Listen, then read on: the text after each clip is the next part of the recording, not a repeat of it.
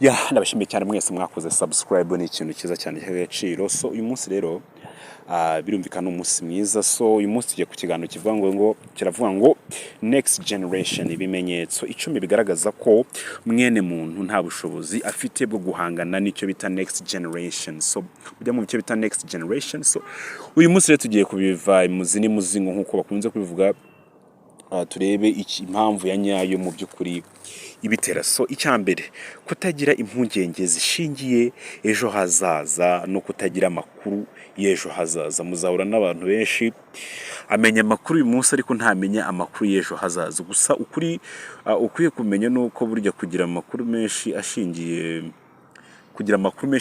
kumenya hazaza, ugategura gukora plan, ukavuga ngo ubuzima buri kugenda buhenda, isi y'ikigiri kugenda ihinduka, nkwiye kubaho ntekereza ubuzima bw'ejo hazaza, nkatekereza ko imirimo ndi gukora hari igihe runaka izaba wenda yasimbuwe na artificial intelligence. Twagiye tubakora ibiganiro byinshi bikunze kuvuga ku kintu kijyanye na artificial intelligence, cyane cyane ku bintu byerekeye n'imirimo. So kutabaho rero utagira impungenge z'ejo hazaza, ugira impungenge z'akazi ukora nawe ubwawe, unifashe rega ni no kwigira n'impuhwe nawe ubwawe, nabyo bwabyo biri mu bintu bikomeye cyane bya guteza ibibazo mu by'ukuri. So aho rero nyamuneka mujye mutekereza ejo hanyu hazaza, mutekereze ko ibihe bihinduka. So reka tujye ku cyakabiri rero, uburangare buterwa na za social media abantu bahuramo buri munsi. Iki kintu umunsi umwe nzagikora ikiganiro cyihariye kivuga ku kintu kijyanye na social media. Uzasanga umuntu ahura kuri za social media ara scrolling, arareba social media. So ukwiye gusobanukirwa ubundi nzikoresha nkandi, ubundi igiye kuki mfite kwa nzikoresha ninjiza amafaranga, nzikoresha doko. Uburangara abantu bahuramo buri munsi ko kwiziza social media bifite ingaruka nyinshi bizagira ko hazaza h'ikiremwa muntu. Bite n'iki kiremwa muntu kirarangaye, ntabwo kimenya aho ibintu biva naho bike. Waburangaye muri social media ukamenya next generation uti nibura basta naza ngukore na subscribe kwica no ujye umva ibiganiro nk'ibi ngiye tubabwira hinama, umva ibiganiro nk'ibi byagufasha. So cyo nacyo ni ikintu kizateza isi kibazo. Rero turabwira abantu buri munsi tugasubiramo social media mufite kuba muzikoresha kuko ni inshingano zanyu, ariko ntago social media zaje ngo zibafate namwe ubwanyu. Sibayobore nk'ubu nkunda kubona abo zafashe zikagira imbata kuri zo social media, baragenda umuntu akikora ibintu by'ubupfapfa by'ubugoryi kuri zo social media, kirwa yerekana ibice by'ibanga bye ku gasozi. Gukoresha social media, ni gute social media zaba zarakuganje gutya kazagira ubwenge bukwibutsa ko ukwiye gutekereza icyo bita next generation, ugatekereza ko ibihe birahinduka, ukwiye kure mu bundi buzima bw'ejo hazaza. Hari kuri social media uri kwirwa bikora ibintu by'ubugoryi by'ubupfapfa abantu bigwa bikora. Umunsi umwe nzabaza umuntu umwe bati nk'iyo ujya kwifotoza ifoto nkariya y'ubupfapfa, umuntu akifotoza selfie avuye hasi kwerekana inyuma, wigutera abahubwo n'abantu mwako ngo uri kwerekana ibice by'imbere wahinira watera umwako. Urukumva ukuntu social media zarakwangije mutwe. Uzuka abantu benshi barwaye indwara ya social media yabangije mutwe, ariko abantu benshi ntago babizi. Nk'iyo umuntu aganzwa n'iyo ndwara mu mitekerereze, kuko birumvikana ni ikintu gishingiye mu mitekerereze ya muntu. S'il vous plaît, ya muntu. Can you imagine? Nimba ibi byarakuganje bikajya naho ubwawe bikwiye kuba bikuganza, ugakoresha ubugoryi nk'ubu ngubu, next generation izakurusha cyane, kugeza naho uba uri mu cyumba uri kwambara ukifotora cyangwa se ukifata amaselfie uhenera abantu n'abatera n'umwako ntazi ibyo urimo. Kwangizwa na social media, ibi bintu ni kimwe mu kimenyetso simusiga kizaranga kigaragaza ko next generation cyangwa se mu kinyejana kizaza gikurikiyeho mwene muntu nta bushobozi zaba afite bwo guhangana n'imihindagurikire y'ejo hazaza hashingiye kuri next generation. Reka tujye ku cya gatatu, kutigi isi ngo umenye ibiyigize, ngo umenye n'inkomoko yabyo. uzi ko abantu babayeho mu isi ariko ntubabaze, narakubwiye ntubabaze. Can you imagine kugeza nubwo uba mu isi bikazasaba ko umuntu azaturuka hanze akaza kukwigisha kuri mu isi kwiye kumenya ibiyigize, nk'uko tubivuze hano ruguru muvandimwe mwene data, waba uri muri social media zarakwangije, zarakugize imbata, zarakushyizemo imico y'ubugoryi, ukajya kwiga gusobanukirwa ibintu. Ikintu cya mbere kwiye kumenya nuko isi ibintu byose mureba that's formulas from others. Yes, ni formule zagiye zituruka ku bandi bantu bagiye baza bagashyiraho bakarema ubuzima, bagashyira twe tugendera kuri formule zabo. Donc mujya mwumva bo bita ngo ni ba Tesla, bo bita ngo ni ba abantu nk'abo ngabo bose bagiye bashyiraho izo ntuza. Nk'ubu ba Tesla tuvuga ko imiriro y'amashanyarazi dukoresha buri munsi mu buzima bwa buri munsi no bagiye bayivumbura. That's formulas zabo bantu. So abo bantu rero kubera wa muhate bagiraga wo kuvumbura ubwonko bwabo burya nanababwiza ukuri, ubwonko bw'aba bantu bwabaga buri kuvumbura, ntago bwabaga buri gupfa ubusa, bwikura ubusa.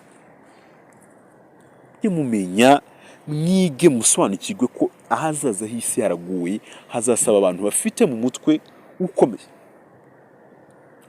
Reka sasa rero tujye ku kintu cya kane.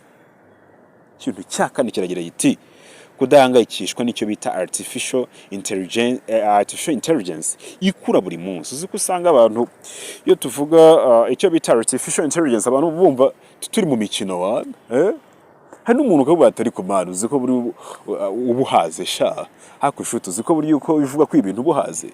Ndakubwiza ukuri ko umunsi muzabona ko ntari impaze burya, nakubwira gukuri bitewe nuko artificial intelligence iri kugenda yinjira mu mirimo myinshi igiye itandukanye y'abantu bakora, ikagenda isimbura abantu mu mirimo. Wowe uzabaho gute muri next generation izaba imirimo myinshi yashyizwemo artificial intelligence ari yasiga kuri imirimo? Usabwe gutekereza kandi ukavuga ati ariko uko iterambere rigenda riza ritera imbere niko najye nkwiye kuvumbura ubundi bwenge nzakoresha kugira ngo mbeho butandukanye n'ubwenge nzubu ngubu, kuko ubwo nzubu ngubu ntabwo uzabasha guhangana icyo bita next generation. Ahazaza haboneka haterero, kuko umuntu afata n'iki wa mwanya umuntu akagita. Donc ukuvuga ngo kudahangayikishwa na AI artificial intelligence ubwo atari kakazi nimo nkura ni gute nakageso kumva bizagurana. Rero ni ikintu kizagurana byanze bikunze, kizagurana kandi abantu bakwiye kumenya ko ari ikintu cy'ingenzi bakwiye guhangayikira. So reka tujye ku cya gatanu rero, kutarema indi mirimo mishya izasimbura iyi turimo gukora uyu munsi wa none. Ese bantu b'Imana muziki imirimo turi gukora hari igihe kizagira ikaba expired, ndetse sino kuvuga ngo hari n'igihe kizagira, ahubwo byanabaye na ngombwa ko ahubwo iyi mirimo myinshi muri yo igenda iba expired just for every single time. Turagenda tubona icyo bita new versions mashyashya y'indi mirimo yandi, indi mirimo yindi igenda iza tutari dusanzwe tumenyereye mu mateka. Nk'ubu nkanjye nakuze se ko umuntu ushaka amafaranga aragenda agahinga, aragenda agacukura imisarani, aragenda agakurikiye agatera amatafari, agenda agacuruza amandazi, agacuruza amafu y'ubugara akajya. Donc iyo niyo lifestyle jewe nakuze nzi ko abantu bashaka amafaranga. Ariko isi y'iki gihe yo yaranashanze cyane, ndetse yambere n'ishobera amahanga ku rwego hejuru. Ari nacyo kintu cyose gituma mfata umwanzuro wo gukora ubushakashatsi kugira ngo bakore ikiganiro kivuga ku ingingo byenyeretse ko burya n'umuntu ashobora gukora indi mirimo myinshi itandukanye. Ikindi binyereka ko imirimo myinshi iri kugenda iba expired, kugeza ubwo rwose imirimo myinshi izajya bikorwa n'amamashini abantu bicayeho. Ese mu gihe abantu bazaba bicayeho, nizo nganda bazaba barubatse, nibura nizo business bazaba barubatse, nizo ntuze turi kurema abantu bafite ubunebwe kweri kuri level, abantu bafite ubwonko bw'ubunebwe. Isi yahazaza abavandimwe muzashoboza iki? Reka nikomereze, ntago ntinda kuri iki kintu, ariko munyabwenge yumvisha iki kintu. Reka tujye ku cya gatandatu, kunebwesha ubwonko bwacu tubifashijwemo na artificial intelligence ndetse no kutavukoresha imyitozo mvumbura bugenge. Hari icyo bita imyitozo mvumbura bugenge, donc no kuvuga ngo kunebwesha ubwonko bwacu bukanebwa. Ese ubwonko bunebwa bute? Ubwonko bunebwa iyo habaye icyo bita kutabukoresha nyine. Donc urugero haje artificial intelligence iri gutera imbere, hari n'icyaje cyitwa chat GPT, nayo nayikozeho ubushakashatsi buhagije. Uzagiye no kurikirana ikiganiro kuri YouTube channel iyi chat GPT. So donc iyi chat GPT hari niyo baprogradinze vuba hangaha rwose, hari niyo baprogradinze nayo ibasha no gukora ibintu byinshi bitandukanye, aho ushobora kwibaza ni gute nakora iki kintu. Donc ibintu byose irabikwereka kugeza nubwo umwana uzajya mu kizamini, bana mu mashuri bashaka kujya mu bizamini bagatsindwa, ugasanga bitewe n'iki of course zatsinda najya mu kizamini, ariko ntago ari we yabikoreshejwe n'icyo bita artificial intelligence. Yabaje chat GPT iramusobanurira, ntago ari ibintu byavuye mu bwonko bwe. Donc mu yandi magambo ubwonko bwe bwanyabwa ibisubizo butanga ntago buhuye n'ibyo yatanze ara ku kizamini. Ibi rero bifite ikibazo n'ubundi bizateza ikibazo buri munsi kubera iki? Ntago abantu bashaka gukoresha ubwonko bwabo, ahubwo abantu baraho bategereje ibageniwe nayo marobo nizo za artificial intelligence. Ubwonko bwanyu mwebwe buzabafasha iki? Kudakoresha imyitozo ubwonko bwanyu muvumbura ibindi bintu ni itegeko uteka ryose ko muzagomeza kujya mubaza. Ikindi kiyongeraho, iyi myitozo mvumbura bugenge na mvumbura buhanga iva ku kuba abantu bakoresha ubwonko bwabo, ntago iva mu kuba abantu bafite ubwonko bupfa ubusa buhugiye mu social media zidatanga umusaruro. Birirwa bambaye ubusa cyo kuze benshi gira ngo nibyo bakunze gukora, bakajya ku social media bambara ubusa abandi babareba, babanduza amarari. Ndetse n'ibi bintu nabyo byangiza ubwonko bwa muntu mu mitekerereze, yewe ni hatari. So reka tujye rero sasa ku cya karindwi, kutita ku mafunguro turya ya buri munsi ndetse n'ibyo tunywa kenshi na kenshi bigamije kugabanya ubushobozi bwa muntu hafi kumwica. Ahubwo ntekereza ko usibye no kuba binabugabanya, ahubwo ntekereza ko ahubwo ibyo turya n'ibiki byose ahubwo bibigabanya buri munsi. Ahubwo ntekereza ko no kuba turiho ahubwo ni kubw'impuhwe z'Imana, naho ubundi iyo urebye ibintu abantu biga biyahuza buri munsi, ahubwo naho ngaho umuntu arakomeye n'ukuri kose, n'ukuri kw'Imana mu ijuru n'impamo ya Mungu umuntu arakomeye.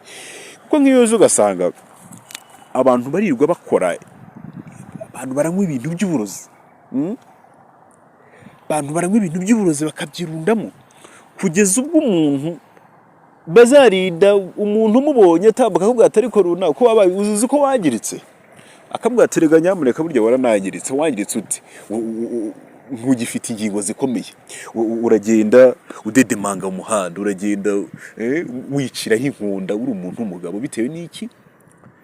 Ibiyobyabwenge byarakubaze, byakwishe, byakugize imbwa, birinda bikwangiza gutyo. Bitewe n'iki? Ibyo abantu munywa buri munsi mwimenamo, mwibwira ko muri kubaka imibiri yanyu, muri kwica. Ibiyobyabwenge nk'urugero fata amatabi abantu bari bayatumagura buri munsi, bari batumagura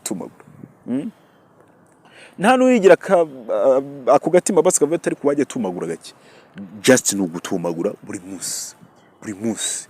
Wamara gutumagura ukarenzaho ibyo bita ngo ni ibyuma, soka bita ibyuma. Ariko ubwo nanjye nkubaze, iyo unyweye icyuma kikagera mu mubiri wawe, iyo unyweye icyuma mu by'ukuri wowe uri igiki?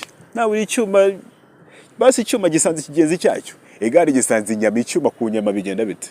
Nawe wisubize. So ibintu tunywa bya buri munsi ndetse n'amafunguro amwe namwe, yewe tunagirwa n'inama yo kureka, tukabigirwa n'inama n'abahanga mu bintu bijyanye n'ubuzima n'imirire, bakatugira inama ati aya mafunguro amwe namwe mujye muyareka, arabujijwe n'uburozi.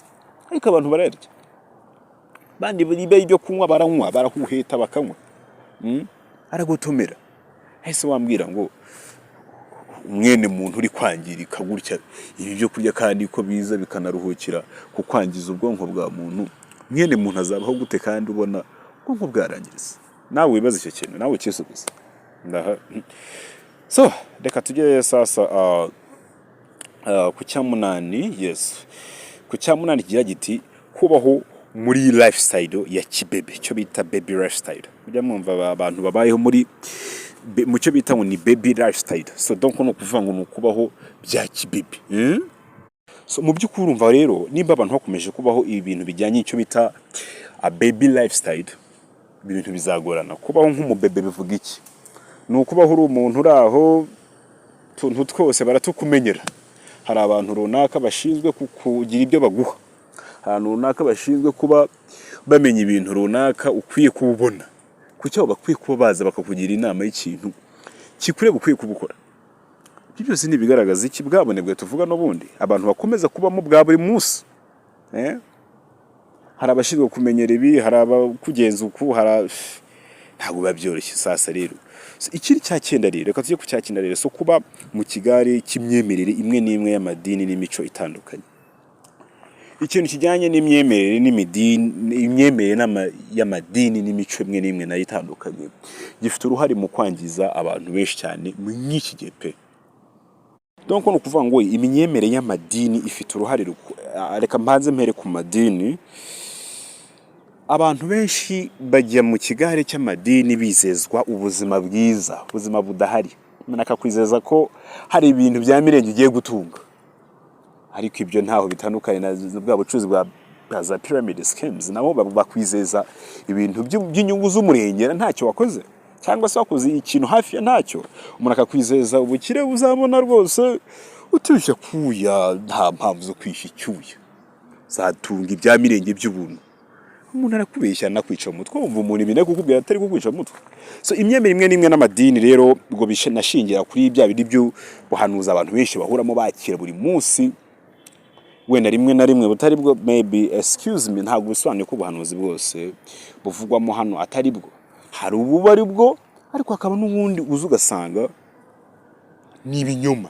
So iyi nayo nicyo kiri mu bintu biri kwica abantu mu kuzahangana n'icyo bita next generation. Ahazaza ha muntu, nimba mwene muntu ageze ahashukwa agatekwa imitwe ku rwego rungana gutya, bizagorana. Ni ikigaragaza ko abantu ntabwo bafite ubukuru mu mitekerereze yabo. Sinzi ikibazo kuntu abantu bazayikemura. So imico rero imwe n'imwe itandukanye nayo igira uruhare mu kwangiza abantu rero, bivuye mu imyemerere abantu babamo bizera kandi bemera ya buri munsi. Ibi rero ntago ari byiza ko abantu bakwiye kubihoramo. Imico imwe n'imwe y'ibihugu itandukanye, ntago ari imico myose ko hari gusanga bigira imico myiza. Nk'urugero reka dufate hano mu Rwanda tugira umuco mwiza ushingiye no ku mateka yacu. Urugero gukundana, uburere bushingiye ku kinyabupfura kizima. Yumva ibyo bintu nk'ibyo byose ni, ariko hari n'imico igenda ituruka hanze mu bindi bihugu igenda yangiza abantu. So ibyo byose rero abantu musabwe kujya mwitonda cyane. So ikindi rero cya 10 kiza ku mwanya wa 10, uburangare bwo kutiga systems zo kubaho, kutamenya zo systems zo kubaho nyine, kutamenya kutagendana n'ibihe ngo ujyane na lifestyle nshyashya zigenda ziza. Donc iki kintu reka nisobanure mu buryo busobanutse. Kuba wumva ko mu buzima lifestyle uzi nimwe, nta kindi kintu uzi ni lifestyle imwe, bira bintu byakwica bikakwangiza, bitewe nuko abantu mukwiye kumenya ko, reka ntange na adverse. Donc binagukundi wajya ukora nibura plan, ubundi hakagombye kuba ibyo bita plan y'ama next generation agenda za. Every generation ikafite plan y'ukuntu abantu lifestyle yabo niza abantu bakwiye kuzabaho. Haga abantu bakwiye kuba muri lifestyle imwe, bumva ko ariyo ngiyo. Ni bimwe rero nibyo nkubwira, next generation abantu bazashobora gute kandi badafite ubuhanga, badafite n'amakuru kukizaba muri next generation, aho ibintu byinshi bizabikorwa n'ikoranabuhanga. Bizagurana cyane. So reka tujye ku cya 12, reka tujye kuri bonus. Nagutegure bonus ebyiri. So bonus ya mbere za ku mwanya wa 11, kwihugiraho bidasobanutse, bidafite igisobanuro. Uzabura n'abantu benshi bavuga ati ndahuze mu biki. Uhuze mu biki? Bo uhuze nkandi n'ibiki uhugiye. Basi se uhuze uri kuvumbura udushya, uhuze uri kuvumbura systems zijyanye n'ama software y'amashyashya, uhuze bihugiyeho bidafite igisobanuro. Ubundi se ni nk'ibi umuntu ahuza ari guscrolling ama updates ari kuri social media abantu yigwa nibura basi sino kuvuga ngo nizo updates ziza kugufasha kukwagura imitekerereze. Nizo updates zikwereka iki zirimo ziza zikwereka imyambarire y'abantu bambaye imyambaro y'ubukoza soni no kwirirwa bahinira abantu ku mbuga nkoranyambaga. Ikindi urahugiye mu iki uhugiye mu bindi bintu utamenya, uhugiye mu gusohoka kwishi kudafite igisobanuro. Ugasanga abantu bahora basohoka nta kindi kintu habamo, no gusohoka gusa ubuzima bukarangiraho. Abantu bakajya mu mazi za night clubs n'izindi byose bakararamo, bagasinda bakagira umuntu ni gutahuze wowe urahuze uhugiye mu gusinda bye nandika iminani muzandika n'ico mu mihanda. Uhuze bifite iki gisobanuro. Kungu bwawe buhugiye mu bintu bidafite umumaro. Next generations abantu uzashobora ikinyejana kizaza ahazaza hawe nahawe hameze hati uzahashobora. Muntu w'Imana nahanyo kwicara mukitekereza. Icyanyuma rero kiza kuri bonus ya kabiri ari niza ku mwanya wa 12 iyo cyo nsorezaho kwicara abantu bapfa ubusa mutuzi twimishahara ya buri kwezi. Ndamwumva tuzi twimishahara buri kwezi. Ese muziki y'abantu bicaye bapfa ubusa bisobanurwa niki? Utu tuzi twimishahara abantu bahoramo ya buri munsi rero dufite ingaruka nyinshi bizateza ko hazaza habantu. Abantu barashaka kwicara bapfa ubusa, abantu bicara bapfa ubusa batiriye. Mwimishahara abantu bari gukora, bari gukorera. Basa umuntu arinze size yakoze kimishahara afite imyaka ingahe? Izo myaka hafi za 40 ingahe ageze hatakibasha nta gatege afite gukora. Imbaraga zose yazishoye ku muntu runaka wamuhaye akazi akajya muhimba imishahara. Bwonko bwawe yarabwangije kuko ntago yabuhaye igihe natamiye gutekereza ejo hazaza. Niyo mpamvu ni byiza ko abantu mukwiye gufata igihe cyo gukora imishahara ariko bikagira igihe na limite bigomba kuba bigarukiraho. Hasigaye namwe mukajya kwishakamo ibisubizo ariko kwa kwishakamo za mbaraga namwe zabasha kubabashisha kugera ku bintu byinshi bikomeye. Nababwira iki? Banavuze ibintu byinshi ariko byinshi mu byo mvuga hano nibi kugira ute nibigufasha kuzubakika ukaba umuntu w'igitangazo. Uzangane n'imihindagurikire y'isi ndetse n'icyo bita next generation nka kimwe mu bintu mwene muntu afite gutekerezaho.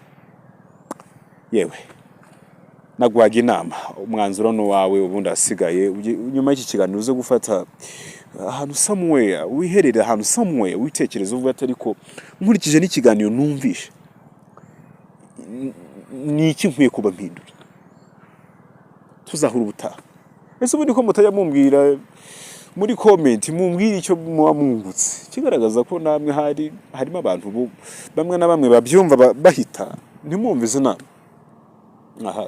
Nahawe rero umwanzuro n'uwawe duhura ubutaha.